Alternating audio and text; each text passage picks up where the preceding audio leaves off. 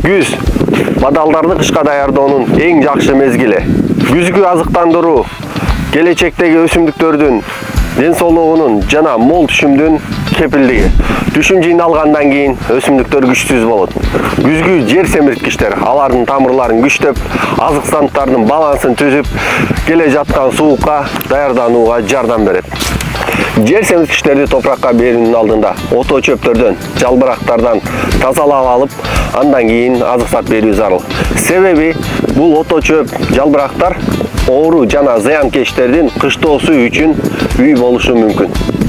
Күзүндө карагат жана малиналарды азыктандыруу үчүн төмөндөгү элементтерди колдонуу зарыл.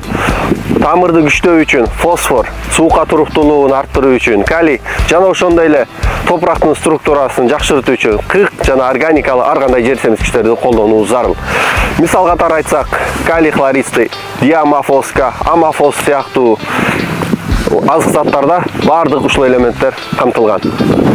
Минералдык жер семирткичтерди ар бир бадалга 30-40 грамм туура келгендей кылып, топуракка бадалдан 20-30 см аралыкта буферлик зона таштап, топурак менен аралаштырабыз. Тамыр системасына тез жетиш үчүн азык заттар топуракта нымдуулук жок болсо, аны сөзсүз түрдө сугаруу зарыл.